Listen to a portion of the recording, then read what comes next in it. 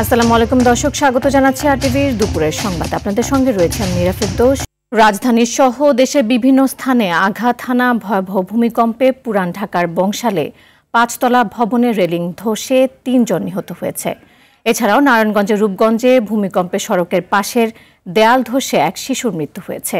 দেশের বিভিন্ন স্থানে হেলে পড়েছে অসংখ্য ভবন, ধরেছে ফাটলও। আতঙ্কে রাস্তায় নেমে আসে মানুষ। সাকিবুর রহমানের রিপোর্টে থাকছে এরই বিস্তারিত।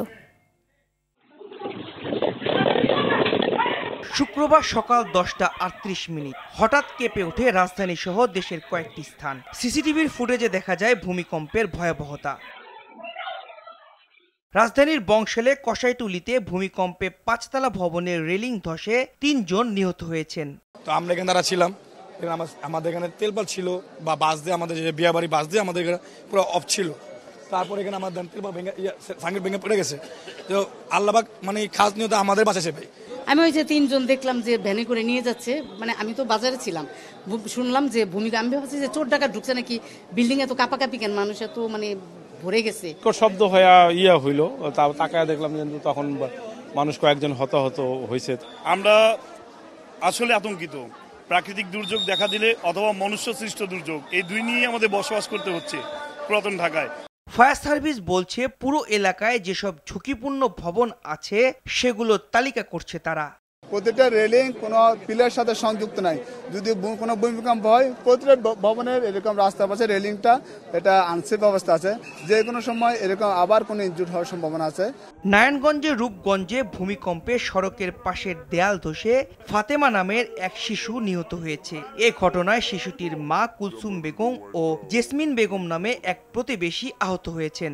ভূমিকম্প শুরু হয়েছে, আমাদের খাট ফুটবলের মতো ভাইব্রেশন করতেছিল, তো বাচ্চা কাচ্চারা সব আমরা সবাই ভয় পেয়ে গেছিলাম। আশেপাশে যা আছে সবাই বাইরে বেরিয়ে গেছে, সবাই আতঙ্ক দৌড় হয়ে বাইরে বেরিয়ে গেছে।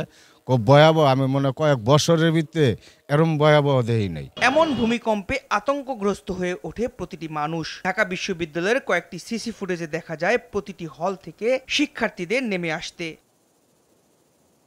আজকে যেটি হয়েছে, আজকে যখন ভূমিকম্প চলে তখন আমাদের শিক্ষার্থীরা প্রচণ্ড রকমের আতঙ্কিত ছিল, অন্যান্য হলের তুলনায় বেশি আতঙ্কিত ছিল, কারণ আমাদের ভবনটা ভঙ্গুর। তো তখন আমাদের বেশ কয়েকজন শিক্ষার্থী লাফিয়ে নামার চেষ্টা করে। সেখানে আমাদের তানজির ভাই নামে একজন সাংবাদিকতা বিভাগের শিক্ষার্থী, তিনি প্রচণ্ড বাজেভাবে ইনজুর্ড হয় এবং মুহসিন সহ কয়েকটি হলের বিল্ডিং এ ফাটল দেখা যায়। এ সময় বিল্ডিং থেকে লাফ দিতে গিয়ে কয়েকজন আহত হয়। রাজধানীর কয়েকটি স্থানে ভবন হেলে পড়তে দেখা যায়। এমন পরিস্থিতিতে এলাকাবাসীরা ঝুঁকিপূর্ণ সব ভবনের তালিকা করে তার সংস্কারের দাবি জানান। রাস্তায় নেমে আসে সাধারণ মানুষ। হঠাৎ করে চেয়ারটা মনে হলো কেঁপে উঠলো, 2 থেকে 3 সেকেন্ডের মধ্যে আমরা দৌড় দিলাম তখন সবাই। আমার এখনো মনে হচ্ছে মাথা ঘুরতেছে, এমনভাবে ভূমিকম্প আমার লাইফে আমি ফার্স্ট ফিল করলাম। চেয়ারটাতে বসেছিলাম, চেয়ারটা মানে এদিক ওদিক মানে ঢলতেছে। বাস্তবে এই প্রথম ফিল করলাম যে ভূমিকম্পের ভয়াবহতা আসলে কেমন হতে পারে। নগরবিদরা বলছেন নির্মাণ তদারকি না থাকার কারণে ঝুঁকিতে পড়ছে পুরো রাজধানী। সেগুলো সবচেয়ে ঝুঁকিতে থাকে। আর আমাদের এই যে নির্মাণের যে তদারকি, সেই তদারকি করার জন্য আমাদের যে উন্নয়ন কর্তৃপক্ষ, রাজুক বা অন্য যারা আছেন, তারা তো সরেজমিনে সেগুলো তদারকি করে যে ব্যবস্থা নেয়, সেই ব্যাপারেও তো তাদের সেই ধরনের দৃশ্যমান কোনো ধরনের সফলতা নেই। সব মিলে আমাদের এই যে ঝুঁকির পরিমাণটা বাড়ছে, এই কারণে আমরা এত বড় ভূমিকম্পের জন্য প্রস্তুতিটাই দুর্বল। হঠাৎ এমন ভূমিকম্পে আতঙ্কগ্রস্ত হয়ে পড়ে রাজধানী সহ দেশের প্রতিটি মানুষ। সাকিবুর রহমান, আরটিভি, ঢাকা। ভূমিকম্পের ঝাঁকুনিতে কেঁপে উঠে দেশের বিভিন্ন জেলা। এর উৎপত্তিস্থল নরসিংদীর মাধবদী। মাত্রা ছিল 5.7। কয়েক সেকেন্ডের এই ভূমিকম্পের সময় কেঁপে উঠে বহুতল ভবনগুলো, ভেঙে পড়ে কিছু স্থাপনা, আহত হয় অসংখ্য মানুষ। জেলা প্রতিনিধিদের পাঠানো তথ্যচিত্রে আরও জানাচ্ছেন লামিয়া তানজিন মাহমুদ। রাজধানী ঢাকা থেকে 24 কিলোমিটার দূরে নরসিংদীর মাধবদী। রিক্টার স্কেলে 5.7 মাত্রার ভূমিকম্পটির উৎপত্তিস্থল। বেলা 10:38 হতে আতঙ্কে ছেয়ে যায় রাজধানী সহ পুরো দেশ। এ সময় আগুন লেগে যায় খোরাশাল বিদ্যুৎ কেন্দ্রের সাবস্টেশন ট্রান্সফরমারে। ফাটল দেখা যায় জেলার বেশ কিছু বাসভবনেও। বিভিন্ন বাসাবাড়িতে ভেঙে পড়ে আসবাবপত্র। গাবতলী এলাকার একটি নির্মাণাধীন ভবনের ছাদের রেলিংয়ের পাশের দেয়াল ধসে পড়ে নিচে থাকা শিশুসহ আহত হয় ৩ জন। এদিকে মাধবদীতে ভূমিকম্প চলাকালীন বাসা থেকে মানুষ বের হতে গেলে 2 জন আহত হয়। হঠাৎ করে ভূমিকম্প আরম্ভ হয়ে গেল, উপর থেকে ধাম ধাম করে রেলিং ভেঙে পড়িয়া একেবারে সব গুঁড়া হয়ে গেল। এমন জোরে বিদ্যুৎ মনে হলো মাটি ফাইটে বের হইতাছে। ওই বিল্ডিং থেকে তার একটা অপরিপক্ক একটা ওয়াল ছিল, ওটা ভেঙে আমার ছাদের উপরে পড়ে। নদীতে ঢেউয়ের উচ্চতা বেড়ে গেলে তুলতে থাকে মাছ ধরার নৌকাগুলো। বিপদমুক্ত হতে ভোলার হিন্দু ধর্মাবলম্বী পরিবারগুলোতে শোনা যায় উলুধ্বনি। পিরোজপুর, নড়াইল ও দিনাজপুরের হিরিতে হঠাৎ ঝাঁকুনিতে আতঙ্কিত হয়ে পড়ে মানুষ। সচিব বিল্ডিং কাইত হয়ে আমাদের ভবনের উপরে পড়ছে, ভবনের নিচতলায় অনেক ক্ষয়ক্ষতি হয়েছে। তো হঠাৎ করে আমার বাসাটা পুরোটা জন্মন করে করতেছে, আর উপর থেকে এদিকে গাজীপুরের শ্রীপুরে ভূমিকম্প অনুভূত হওয়ার পর একটি পোশাক কারখানা থেকে নামতে গিয়ে ৩ শতাধিক শ্রমিক আহত হয়েছে। কারখানা শ্রমিকেরা জানান, ভূমিকম্পের সময় ফায়ার অ্যালার্ম বেজে উঠলে কর্মরত শ্রমিকরা ফ্লোর থেকে নামার সময় পদদলিত হয়ে এবং ভয়ে অনেক শ্রমিক আহত হয়। আহত অনেক শ্রমিকের স্বজনেরা তাদেরকে বিভিন্ন হাসপাতালে নিয়ে গেছে। সামনের যে লুকগুলো ছিল, তো গেট একসাথে ধাক্কা দিছে, গেট খোলার পরে সামনের লুকগুলার পিছনের লুকগুলায় নিচে পালাই দিছে। Lamia Tangier Mahmud, RTV. দর্শক, ভূমিকম্পের আরও খবর জানাতে রাজধানী বংশাল থেকে যুক্ত হচ্ছেন সহকর্মী দীপ্ত চন্দ্র পাল এবং ঢাকা বিশ্ববিদ্যালয় থেকে আব্দুর রহিম। তো প্রথমে যাব বংশালে। দীপ্ত, ভূমিকম্পে বংশালের নিহতদের পরিচয় জানতে পেরেছেন কিনা, এছাড়া সেখানকার সবশেষ খবর জানাবেন আমাদের।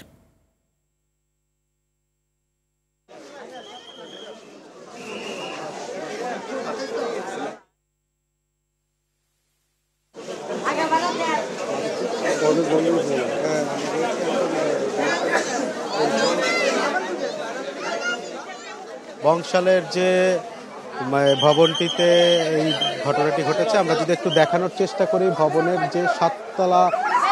যে সাততলার যে বারান্দার যে কার্নিশ রয়েছে, সেই কার্নিশটি আসলে ভেঙে পড়ার পরে যে নিচে যারা পথচারী ছিলেন সেই পথচারীরা কিন্তু তৎক্ষণাৎ আহত হয় এবং ঘটনাস্থলে 2 জন এবং হাসপাতাল নেয়ার পরে 1 জন কিন্তু মারা যায়। তো এর ভিতরে এখনো 10 জন আহত হয়েছে, এমন তথ্যই কিন্তু জানিয়েছে পুলিশ এবং ফায়ার সার্ভিসের পক্ষ থেকে। তবে এখনো সবার পরিচয় আসলে শনাক্ত করা যায়নি। তবে এর ভিতরে 1 জনের পরিচয় শনাক্ত করা গিয়েছে। 1 জনের নাম রবিউল, যার বয়স ছিল 20 বছর এবং তিনি সলিমুল্লাহ মেডিকেল কলেজ 52 ব্যাচের একজন শিক্ষার্থী ছিলেন। এছাড়াও সবুজ নামের 1 জনের 30 বছরের বয়সী 1 জন মারা গিয়েছেন এবং তৃতীয় যে ব্যক্তি তার কিন্তু পরিচয় শনাক্ত করা যায়নি। এছাড়াও কিন্তু 10 জন আহত হয়েছেন, যারা সলিমুল্লাহ মেডিকেল কলেজ হাসপাতাল সহ বিভিন্ন হাসপাতালে চিকিৎসাধীন অবস্থায় রয়েছে। তো আমরা পুলিশের সঙ্গে কথা বলেছি, তারা যেটি জানিয়েছেন, আহতদের মধ্যে অনেকেই আশঙ্কাজনক রয়েছে।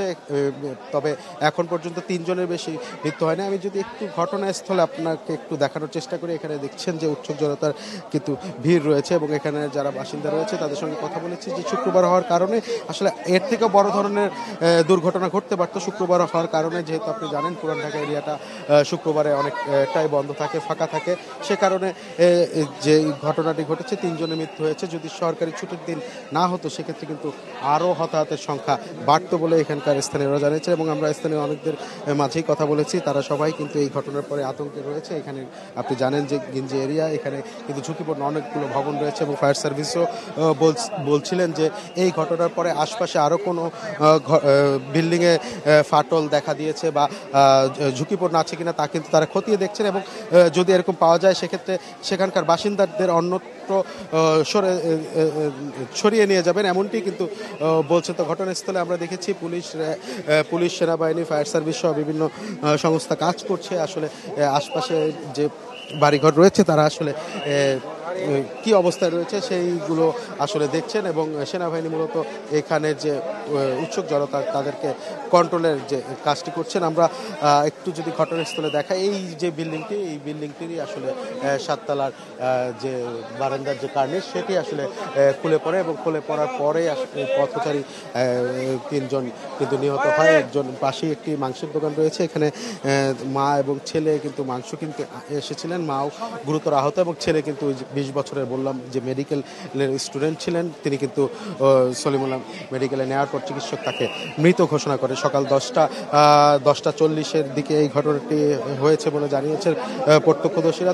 আমরা অনেকের সঙ্গে কথা বলেছি, তারা বললেন যে এখানে একটি ত্রিপল টানানো ছিল, যে কারণে কার্নিশের পুরো ইটগুলো নিচে পড়তে পারেনি, সে কারণে অনেক হতাহত কম হয়েছে। তবে তারা আতঙ্কে রয়েছেন। আশপাশে অনেক বাড়িঘরে তাদের মুখে যেটি জানা যে কিছুটা ফাটল দেখা দিয়েছে, যার কারণে কিন্তু তারা অনেকটাই আতঙ্ক রয়েছে। এবং এখানকার স্থানীয় সাথে যে আমরা কথা বলেছি, তারা কিন্তু আরও একটি বিষয় জানিয়েছে যে এই যে রাজুকের যে দুর্বলতা সেটি কিন্তু তুলে ধরেছে। কারণ এই পুরান ঢাকায় যে গেঞ্জি এরিয়া, এই ধরনের কিভাবে বিল্ডিং উঠলো এবং মানহীন যে বিল্ডিংগুলো কিভাবে এখনও এই অবস্থায় আছে সেটি নিয়ে কিন্তু তারা প্রশ্ন চলে। এই যে স্পটটি দেখছেন, এখানে আসলে যে যারা আহত হয়েছিলেন তারা আসলে পড়েছিলেন, এটি কিন্তু এখনও রক্তে ভেজা এবং স্থানীয়রা কিন্তু এইটাকে ঢেকে দিয়েছে। এই জায়গাটিতেই মূলত মাথায় ইট পড়ার পরে কিন্তু এই জায়গাতেই আসলে মূলত তারা যে দুইজন বিভিন্ন জায়গায় ছড়িয়ে ছিটিয়েছিলেন।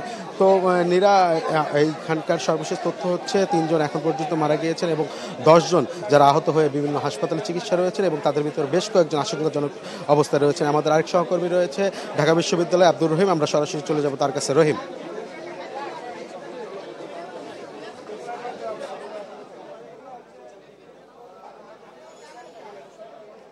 রহিম, আপনি কি আমাদের শুনতে পাচ্ছেন? রহিম, আপনি জানাবেন যে ঢাকা বিশ্ববিদ্যালয় হলে এখন সর্বশেষ কি অবস্থা?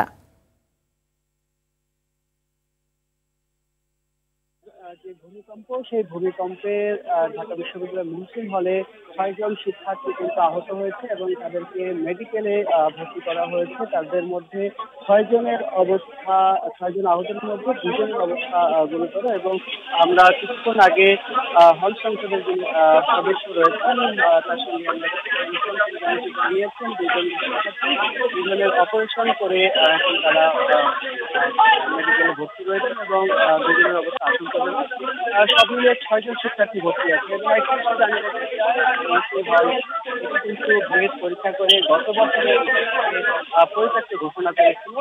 এই পরিত্যক্ত ঘোষণা করার পরেও কিন্তু ঢাকা বিশ্ববিদ্যালয়ের প্রশাসন এটিকে অগ্রাহ্য করে সেখানে শিক্ষার্থী অ্যালটমেন্ট দিয়ে নতুন শিক্ষার্থী আবারও তুলেছিল। এই বছর ঢাকা বিশ্ববিদ্যালয়ের হল সংসদ এবং ডাকসু হওয়ার পরে কিন্তু শিক্ষার্থীদের প্রতিবাদের ভিত্তিতে কিন্তু নতুন শিক্ষার্থী এখানে তোলা হয় নাই। তবে যারা রয়েছে তারা কিন্তু খুবই আতঙ্কিত, এখনো তারা আতঙ্কিত রয়েছে। এবং ভূমিকম্পের পরে আজকে বেশ কয়েকটি জায়গায় ফাটল সৃষ্টি হয়েছে। এর আগে থেকে ফাটল ছিল এবং আজকে নতুনভাবে আরো কিছু জায়গায় ফাটল সৃষ্টি হয়েছে এবং শিক্ষার্থীরা খুব আতঙ্কিত রয়েছে। এবং তারা যেমনটি জানিয়েছে যে এইটি দ্রুত এই হলটি পরিত্যক্ত ঘোষণা করে তাদেরকে নিরাপদ আশ্রয় যাতে সরিয়ে নেওয়া হয় এই বিষয়টি তারা জানিয়েছেন। এবং এখন পর্যন্ত তারা আতঙ্কিত রয়েছে এবং আমরা 6 জন শিক্ষার্থীর মধ্যে 2 জনের সাথে আমরা কথা বলতে পেরেছি।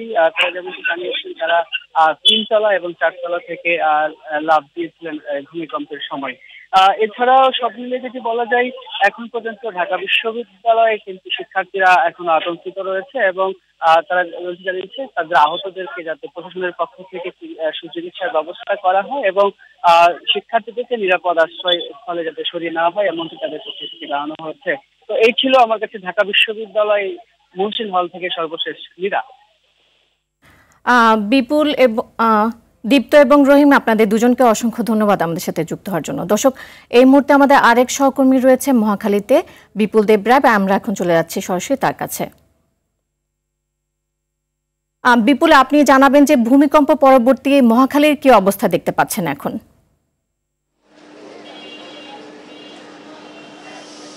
হ্যাঁ মীরা, আসলে ভূমিকম্পের যে বিষয়টি বাংলাদেশের ক্ষেত্রে বলা হচ্ছে যে একেবারে সর্বোচ্চ একটি ভয়ঙ্কর দৃশ্য দেখতে পেল বাংলাদেশের মানুষ। এবং আমরা সকাল থেকেই ঘটনাটি ঘটার পরে বিশেষ করে বাড্ডা এবং মহাখালী গুলশান এলাকায় ঘুরে দেখেছি এবং আমরা সেখানেও পেয়েছি কি বিশেষ করে বাড্ডা এলাকায় আমরা লিলিকুঞ্জ নামে একটি ভবন হেলে পড়ার যে দৃশ্য আমরা দেখতে পেয়েছি এবং সেখানে উৎসুক জনতার ব্যাপক ভিড় ছিল। তবে মালিক বা কর্তৃপক্ষের থেকে কিন্তু সেটা অস্বীকার করেছে, সেটা বলা হচ্ছে যে এটা এই ভূমিকম্পে কিন্তু হেলে পড়েনি। বলি, হয়তোবা রাজুকের কোনো ঝামেলা থেকে মুক্ত থাকার জন্য তারা এখন এটা গুজব বলে চলাচ্ছেন। এবং আমরা গুলশান এলাকাও ঘুরেছি এবং সেখান থেকে মহাখালী এলাকায় এসেছি। মহাখালী এলাকায় আমরা বেশ কিছু ঘটনা শুনতে পেয়েছি, বিশেষ করে বিভিন্ন দেওয়ালে ফাটল এবং একটা বিদ্যালয়ের কিন্তু ফাটল ধরেছে এমন একটা তথ্য পেয়েছি। সেই সাথে আমরা আজকে এখন একটু জানতে চেষ্টা করবো, এখানে একজন প্রত্যক্ষদর্শী ছিল যিনি সকালবেলা ঘটনাটি ঘটার সাথে সাথেই কিন্তু এখানে ঘটনাস্থলে ছুটে গিয়েছিলেন। আচ্ছা, আপনি কি দেখেছেন একটু আমাদের? মহাখালী সরকারি প্রাথমিক বিদ্যালয়ের একটি দেয়ালে ছোট ফাটল দেখা গেছে এবং আরও একটি সরকারি ভবনের ফাটল দেখা গেছে ছোট করে, আর আরেকটি ভবন হেলে পড়েছে এবং আরেকটি বাসার 6তলা ভবনের থেকে নির্মাণাধীন একটি ভবনের ইটের গাঁথুনি নিচে পড়ে টিন শেড ঘরে পড়ে এবং সেই পুরাতন টিন থাকার কারণে সেই টিনগুলো ভেঙে ভেতরে ঢুকে যায়। যদিও কোনো হতাহত বা আহত নিহত হয় নাই, কারণ ওইটা রান্নাঘর ছিল, এই জন্য আসলে ওইখানে মানুষ ছিল না। তবে মানুষ আতঙ্কিত হয়েছে এই ঘটনায়। বেরা শুনতে পাচ্ছিলেন, আসলে এই ধরনের আতঙ্কের বিষয়টা কিন্তু স্থানীয় যারা আছেন সবাই কিন্তু আমাদেরকে জানাচ্ছেন যে আসলে যে ঘটনাগুলো মহাখালী এলাকায় যেরকম ঘটেছে সেরকম আমরা মিরপুর এবং উত্তরার দিকেও একই তথ্য পাচ্ছি।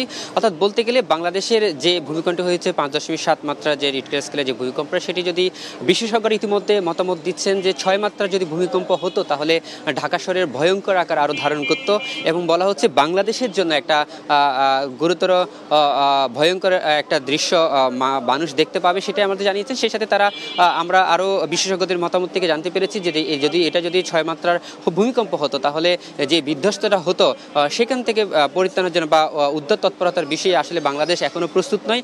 তবে এখন যে বিষয়টি তারা জানাচ্ছেন যে আসলে এখনই প্রস্তুত হওয়ার সময় এবং এই ভূমিকম্পের মধ্যে দিয়ে কিন্তু বাংলাদেশের যে কী পরিমাণ ক্ষয়ক্ষতি হতে পারে এবং সতর্ক থাকার জন্য, সাবধান হওয়ার জন্য বিশেষ একটি বার্তা বলা যায়। তারা আমাদেরকে এমনটা জানিয়েছেন। তারা বলছেন যে আসলে সরকারের পক্ষ থেকে পাশাপাশি এখনই সময় নগরায়নের যে পরিকল্পনা করা উচিত এবং এই ভূমিকম্প থেকে রক্ষা পাওয়ার জন্য কি করা উচিত সেটাও কিন্তু তারা মতামত দিচ্ছেন। সেই সাথে আরেকটি বিষয়, সেটা হচ্ছে আমরা আজকে যে ঘটনাটি ঘটেছে সারা দেশ থেকে যে খবরগুলো আসছে আমরা জানতে পেরেছি যে ভূমিকম্পের সবচেয়ে বেশি ক্ষতিগ্রস্ত হয়েছে, হতাহত হয়েছে বিশেষ করে যখন ভূমিকম্পটি হওয়া শুরু করে তখন দৌড়ে নামতে গিয়ে বিভিন্ন বিল্ডিং থেকে একজন আরেকজনের সাথে ধাক্কা বা বিভিন্ন দেওয়ালের সাথে ধাক্কা খেয়ে কিন্তু আহতের সংখ্যা বেশি বেড়েছে।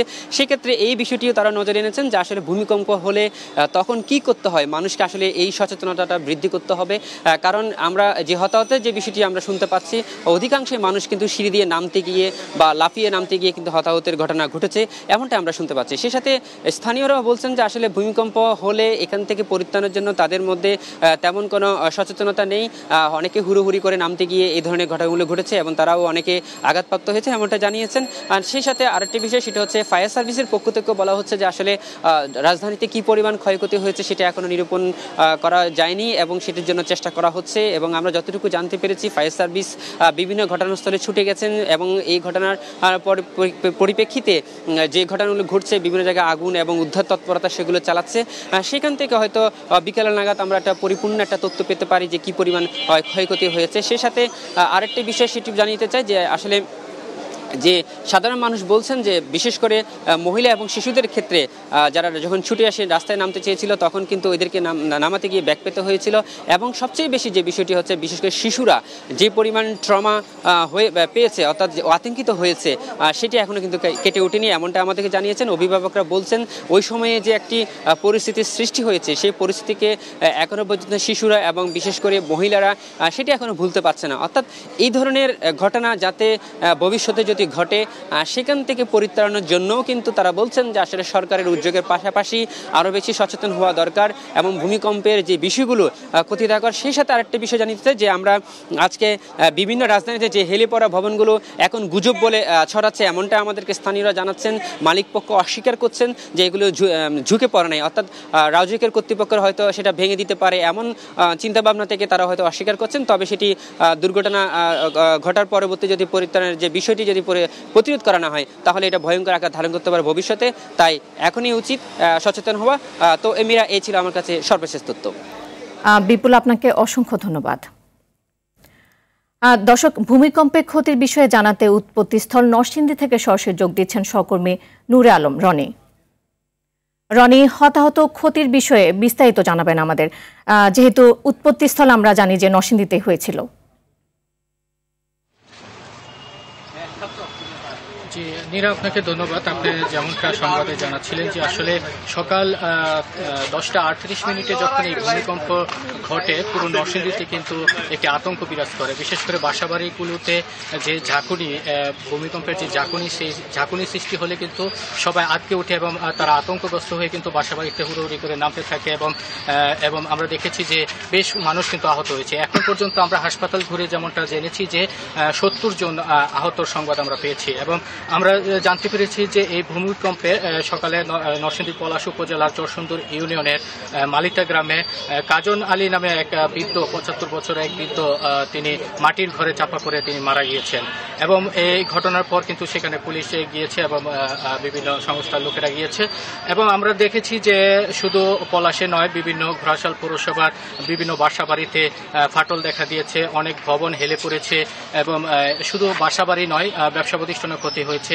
ব্যবসা প্রতিষ্ঠানের যে মালামাল সেগুলো ভেঙে পড়েছে, পাশাপাশি ভবনগুলো হেলে পড়ে বিভিন্ন ধরনের ফাটল দেখা দিয়েছে এবং আমরা সকালে খবর পেয়েছি যে গোরাশাল তাপবিদ্যুৎ কেন্দ্রে ট্রান্সফরমারে আগুন লেগেছে এবং সেখানে যে সংযোগ স্থলগুলো রয়েছে সেগুলো ভূমিকম্পে ফেটে সেগুলো পড়ে গিয়েছে। তো সেখানে পরিদর্শন এসেছে, সরকার বিভিন্ন কর্মকর্তারা সেখানে এসেছে। আমরা যদি একটু পিডিবির অবস্থা যদি জানতে চাই, বিদ্যুৎ কেন্দ্র আমি এই মুহূর্তে রয়েছে, আমরা একটু কথা বলতে চাই। আসলে সকালে ভূমিকম্পে কি ক্ষতি হয়েছিল আপনাদের এখানে?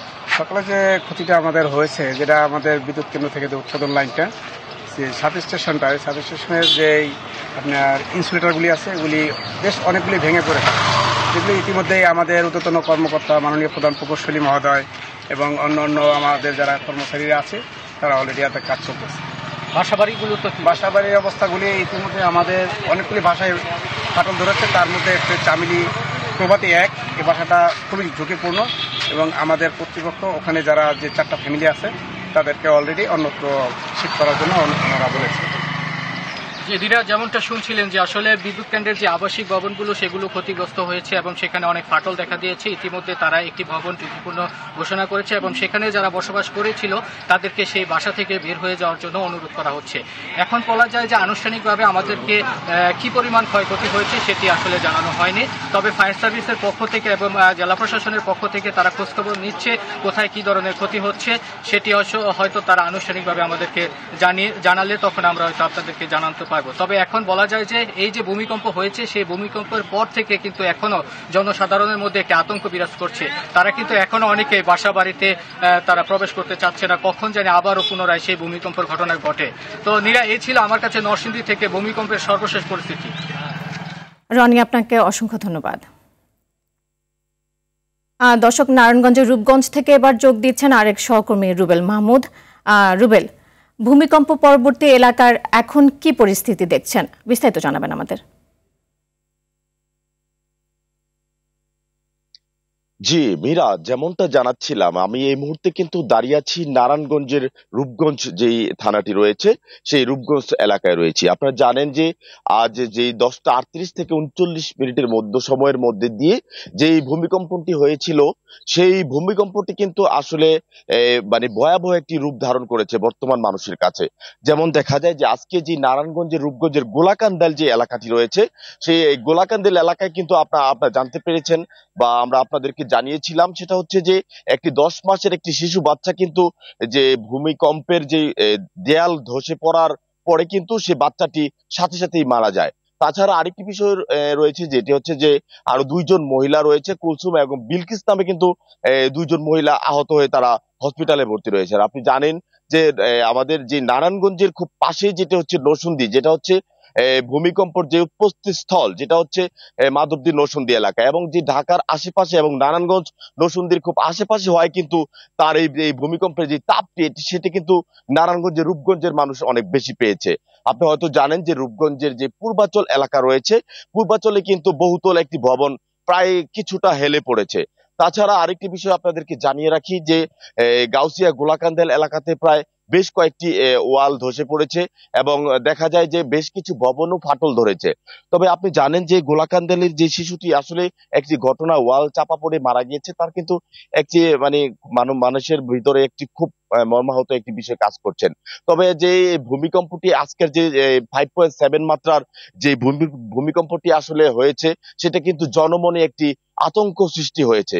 আপনি জানেন যে আসলে পুরো এলাকায় আমরা বিভিন্ন মানুষের সাথে কথা বলেছি এবং তাদের কাছে আমরা দেখতে পেয়েছি বা তাদের কাছ থেকে আমরা শুনেছি, তারা কিন্তু বলেছেন যে তাদের যে ভিতরে যে একটি ভয় ছিল সেই ভয়টি এখন পর্যন্ত কাটিয়ে উঠতে পারছে না। এমনই আমাদের পাশে একজন দাঁড়িয়ে আছেন, যে আমরা জানতে চাইবো ওনার কাছে আসলে আর ভূমিকম্পের সময় আপনি আসলে কি একটা অবস্থায় ছিলেন বা কি বলেন আমাদের। ভূমিকম্পের সময় আমরা ঘরে আসছিলাম, খাটের উপর, খাট সহকারে আমি খাটের থেকে পড়ে গেছি। পইরা ঘর দৌড় এত ভাবে কাঁপতাছে, আমি গেট দিয়ে বার হইতে পারতাছি না, পইরা যাইগা মাটির তেনে খারাপ তেনে। পরে সব পোলাপান লইয়া বাচ্চা কাচ্চা লইয়া আমরা সবাই বাইরে বাড়িয়ে গেছি। বাইরে গাছ গাছটির পাতা লতা সহকারে ধুমছে পড়া শুরু করছে। সবাই আমরা অনেক আতঙ্ক হয়ে গেছিলাম আধা ঘন্টা 1 ঘন্টা পর্যন্ত।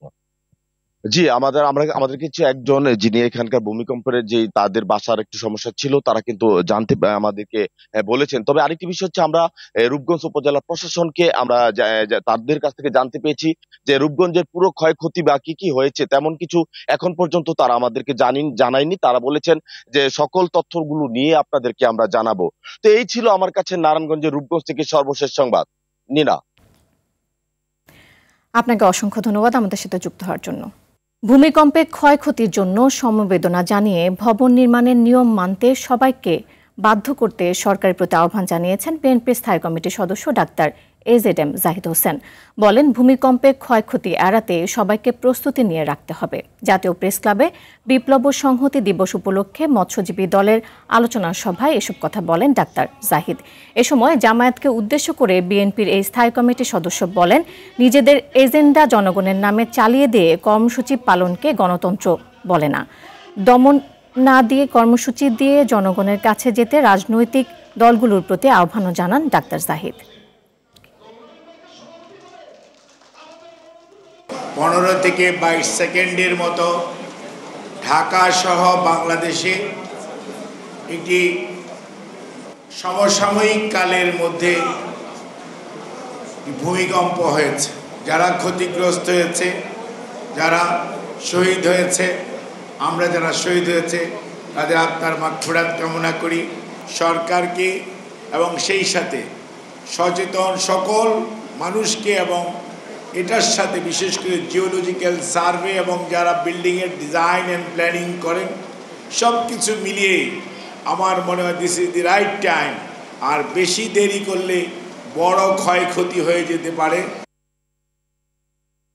এদিকে দেশের বিভিন্ন স্থানে ভূমিকম্পের সম্ভাব্য ক্ষয়ক্ষতি নিরূপণের নির্দেশ দিয়েছেন প্রধান উপদেষ্টা অধ্যাপক ডক্টর মোহাম্মদ ইউনূস।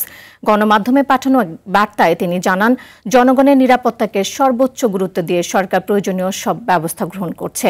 কোনো ধরনের গুজব বা বিভ্রান্তিতে কান না দিয়ে সবাইকে সতর্ক থাকার অনুরোধ জানান তিনি। প্রয়োজনে হটলাইন সহ সরকারি চ্যানেলে পরবর্তী দিক নির্দেশনা জানানো হবে বলেও জানায় প্রধান উপদেষ্টা।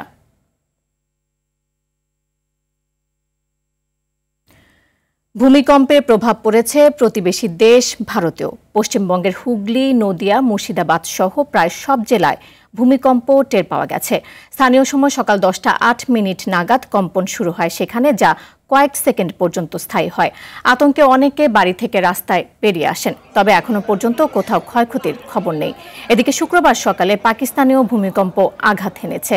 দেশটির কয়েকটি অঞ্চলে 5.2 মাত্রার ভূমিকম্প অনুভূত হয়েছে বলে জানায় স্থানীয় আবহাওয়া দফতর।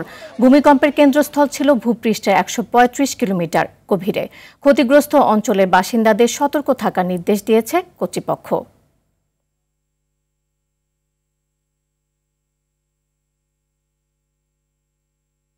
জুলাই গণ অভ্যুত্থানে জীবন দিয়ে ছাত্র জনতা দেশ গড়ার যে সুযোগ দিয়েছে তা কাজে লাগাতে হবে বলে জানিয়েছেন প্রধান উপদেষ্টা ডক্টর মোহাম্মদ ইউনূস।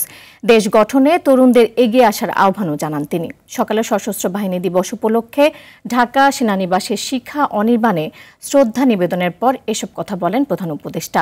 মুক্তিযোদ্ধাদের স্বপ্ন অনুযায়ী একটি বৈষম্যহীন, শোষণমুক্ত ও জনকল্যাণমূলক রাষ্ট্র গঠনে সরকার অঙ্গীকারবদ্ধ বলেও জানান তিনি। সাদিয়া কানিসের রিপোর্ট।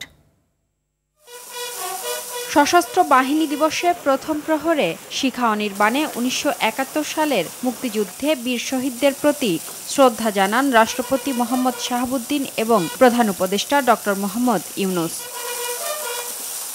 প্রথমে রাষ্ট্রপতি এবং পরে প্রধান উপদেষ্টা পুষ্পস্তবক অর্পণ করেন। এরপর তিন বাহিনীর প্রধানরা নিজ নিজ বাহিনীর পক্ষ থেকে শিখা অনির্বাণে শ্রদ্ধা জানান। সশস্ত্র বাহিনী দিবসে সেনাবাহিনীর প্রধান জেনারেল ওয়াকারুজ্জামানকে সেনাবাহিনী পদক তুলে দেন প্রধান উপদেষ্টা। এছাড়া ১০১ জন নির্বাচিত খেতাবপ্রাপ্ত বীর মুক্তিযোদ্ধা ও উত্তরাধিকারীদের মধ্যে স্মারক বিতরণ ও শুভেচ্ছা বিনিময় করবেন। প্রধান উপদেষ্টা বলেন, মুক্তিযোদ্ধারা যে স্বপ্ন নিয়ে দেশকে স্বাধীন করেছিলেন তা বাস্তবায়নে সরকার প্রতিশ্রুতিবদ্ধ। বৈষম্যহীন, শোষণহীন, কল্যাণময় এবং মুক্ত রাষ্ট্রের জন্য যে স্বপ্ন নিয়ে মুক্তিযোদ্ধারা দেশ স্বাধীন করেছিলেন, আমরা তাদের সেই স্বপ্ন পূরণে অঙ্গীকারবদ্ধ। জুলাই গণঅভ্যুত্থানে ছাত্র জনতার আত্মত্যাগের মাধ্যমে নতুন বাংলাদেশ গড়ার যে সুযোগ তৈরি হয়েছে সেটাকে কাজে লাগানোর আহ্বান জানিয়ে প্রধান উপদেষ্টা বলেন, দেশকে এমনভাবে গড়ে তুলতে হবে যাতে দেশের জনগণই সব ক্ষমতার উৎস হয়ে ওঠে। আমরা এখন থেকেই বাংলাদেশকে এমনভাবে গড়তে চাই যেন দেশের জনগণের সকল ক্ষমতার উৎস হয়। বাংলাদেশ যেন বিশ্বের দরবারে একটা মানবিক ও কল্যাণকর রাষ্ট্র হিসেবে সমাদৃত হয়। অনুষ্ঠান শেষে বীর মুক্তিযোদ্ধাদের পরিবারের সাথে কুশল বিনিময় করেন তিনি। আমি সকল বীর মুক্তিযোদ্ধা পরিবারের সদস্য এবং সম্মানিত যুদ্ধাহত বীর সাদিয়া কানিজ, RTV, ঢাকা। স্বামী স্ত্রীর অমিল, প্রেমে বাধা, ব্যবসায় উন্নতি হচ্ছে না, বিদেশ যাওয়া কিংবা দুশ্মন বধ করা, এমন সকল অসাধ্যকে সাধন করার কাজটি চ্যালেঞ্জ নিয়ে করে দিচ্ছেন আধুনিক কবিরাজরা। রাজধানীর দেয়ালে দেয়ালে বা বাসের জানালার সবচেয়ে বেশি দেখা মেলে এমন সব বিজ্ঞাপনের। মানুষের দুর্বলতার সুযোগ নিয়ে লাখ লাখ টাকা হাতিয়ে নিচ্ছে একটি চক্র। ভুয়া কবিরাজের ফাঁদে পা না দেওয়ার পরামর্শ আইন শৃঙ্খলা বাহিনীর। কবিরাজি প্রতারণা নিয়ে সাকিবুর রহমানের ধারাবাহিকের আজ দেখুন প্রথম পর্ব।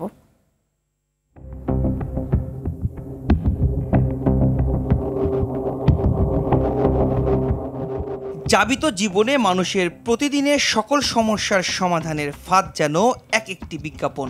সরল মানুষ তার সমস্যা থেকে মুক্তি পেতে পা দেয় এমন ফাঁদে। বিজ্ঞাপনে রাঙামাটির ঠিকানা, ভিন দেশের মোবাইল নম্বর দিয়ে ব্যবহৃত হোয়াটসঅ্যাপে সমস্যার সমাধান। এমন একজন তান্ত্রিক সাইফুল কবিরাজের সাথে যোগাযোগ করে RTV। জি বাবা, ভালো আছি বাবা। ভালো আছেন আপনি বাবা? পরীক্ষা করতে শুরুতে 4 সন্তানের জনককে দিয়ে কবিরাজের সঙ্গে যোগাযোগ করা হয় নিঃসন্তান বাবা পরিচয়ে। কবিরাজের চাহিদা মতো AI জেনারেটেড ছবি পাঠানোর পর 750 টাকা হাদিয়া দাবি। আর বউয়ের বাচ্চা হয় না, এত ডাক্তার দেখাইলাম, ইন্ডিয়া পর্যন্ত নিয়ে গেছিলাম ভাই, কোনো কাম হয় না। এই মুহূর্তে তোমার আর তোমার স্ত্রীর ফটোটা পাঠানোর, আচ্ছা এই নাম ঠিকানা এগুলো পাঠানো, আমি একটু আর্জি দিই। ভিডিও কলে আমি আসনে বসে আপনার সাথে আমি ফোনে আলাপ করব। চাহিদা মতো টাকা পাঠানোর পর ভিডিও কলে জানান পরিবারের কেউ বান মেরেছে যাতে সন্তান না হয়। পরের ধাপে কবিরাজের দাবি 31 কেজি মিষ্টির টাকা পাঠালে জিনের মাধ্যমে হবে সমস্যার সমাধান। হ্যাঁ, টাকা আইছে, মানুষের বান মেরে শুরু করে বাচ্চা কাচ্চা বন্ধ করে রাখছে, এটা আটকে দিতে হবে। খানির জন্য আমি হাজির করে এটা কাটাইতে হবে, বান কাটতে হবে আপনার। আমি 1 ঘন্টার ভিতরে কোন বানটা আমার আছে আপনি ভিডিও করে দেখতে পারবেন, আমি নগদ হাজির করব। বাবা, বানটা কাটতে গেলে আপনার 31 কেজি মিষ্টি লাগবে। আমি চেষ্টা করছিলাম কিন্তু মিষ্টি ছাড়া বান কাটে না। টাকা পাঠিয়ে RTVর পরিচয় দেয়া মাত্রই নম্বর ব্লক করে দেন কথিত তান্ত্রিক। আমি RTV রিপোর্টার বলতেছি, একটু সামনে আসেন। আপনি রিপোর্ট হলে আমার কি কিছু আসা যাবে না তো? না, কিছু আসা যাবে না, কিন্তু একজন 4 বাচ্চার বাবারে যে আপনি বলতেছেন তার বাচ্চা নাই, আপনি তাবিজ করে সব ঠিক করে দিবেন।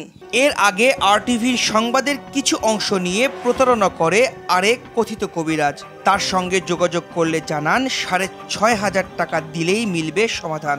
6,350 টাকা মেডিসিন খরচা, 1 থেকে 24 ঘন্টার মধ্যে মেয়েদের জন্য পাগল দিবানা। RTVর পরিচয় দিতেই শুরু করেন অকথ্য ভাষার ব্যবহার। জানো না আমি এই যে 32 বছর কাজ করি, কবে করি মানে RTVতে 32 বছর ধরে কাজ করতেছেন?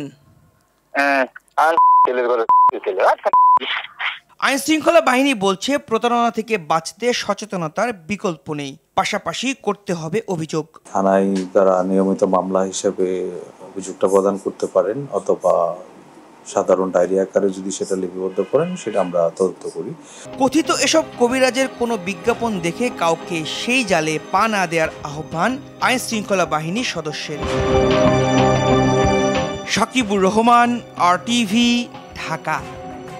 বাংলাদেশ মনোবিজ্ঞান অ্যাসোসিয়েশন বিপি এর আয়োজনে আয়োজিত হলো 16তম মনোবিজ্ঞান সম্মেলন। ঢাকা বিশ্ববিদ্যালয় ছাত্র শিক্ষক কেন্দ্রের অডিটোরিয়ামে সকালে সংগঠনটির মহাসচিব শামসুদ্দিন ইলিয়াসের উদ্বোধনী বক্তব্যের মাধ্যমে সম্মেলনটি শুরু হয়।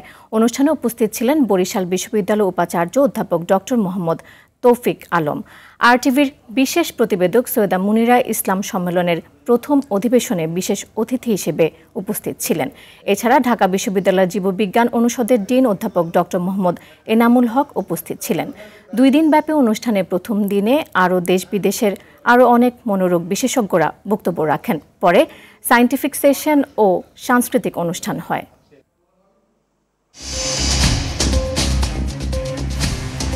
দর্শক, দুপুরের সংবাদ এ পর্যন্তই। জেলার সংবাদ বিকেল 4:45টায় দেখার আমন্ত্রণ রইল। এতক্ষণ সাথে থাকার জন্য ধন্যবাদ সবাইকে।